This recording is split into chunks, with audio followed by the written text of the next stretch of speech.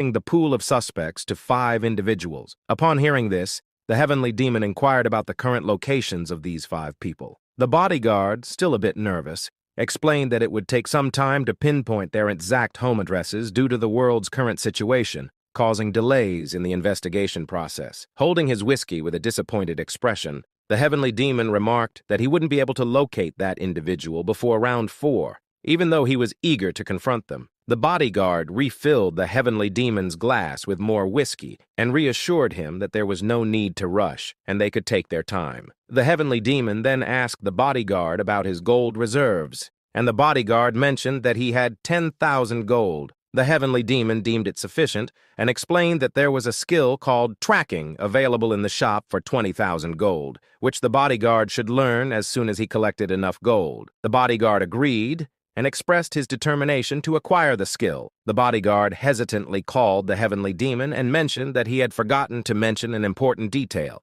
He explained that last month, an individual had purchased a significant number of stocks in the heavenly demon's company. The heavenly demon, maintaining his usual serious demeanor, inquired about the specific company involved. The bodyguard replied that it was the main company, Heavenly Demon Consulting, which he had been actively working for over the past few weeks. The heavenly demon paused for a moment, then set his whiskey glass on the table and asked about the quantity of shares the person had acquired. The bodyguard revealed that the individual had bought all the available shares on the market and now held a 31% stake in the entire company. Upon hearing this, the usually serious expression on the heavenly demon's face gave way to a mild shock. He exclaimed his disbelief, wondering how one person could purchase 31% of an entire company. The heavenly demon sat on the sofa, deep in thought, contemplating the market value of Heavenly Demon Consulting, which stood at 720 million United States dollars. To acquire 31% of the company, someone had invested a staggering 212.8 million United States dollars. He pondered who this wealthy individual could be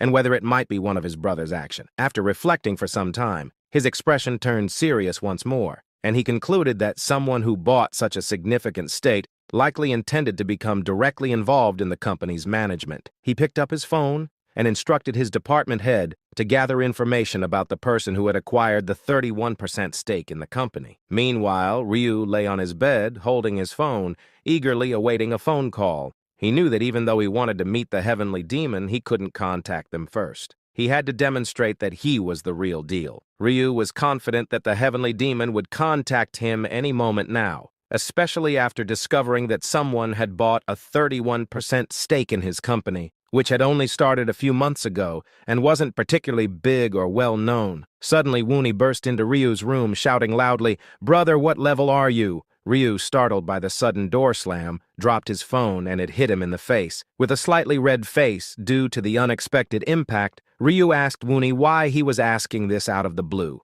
Woonie, with a worried expression, explained that there was a kid who acted all high and mighty, bragging that his brother was a high-level player. This kid and his friends kept making fun of Woonie, saying that his brother was already level 11, had a class, and was very strong while Woonie and his brother were losers. Upon hearing level 11, Ryu let out a sigh and a playful smile, assuring Woonie not to worry because he was higher level than that. Excitedly, Woonie asked Ryu what level he was, and Ryu began to ponder. He considered whether he should tell the truth, knowing that if he did, Woonie might get into trouble again. With a warm smile, Ryu told Woonie that he was level 12. Hearing this, Woonie's eyes filled with excitement and admiration, and he exclaimed that Ryu was the best in the world. He then asked if Ryu also had a class, to which Ryu replied affirmatively, saying he did indeed have a class. Woonie's eyes sparkled with curiosity as he asked about the name of Ryu's class. However, Ryu simply lied down on his bed, going under the blanket, and playfully mentioned that it was a secret. He added that he would tell Woonie everything when the right time came. Frustrated,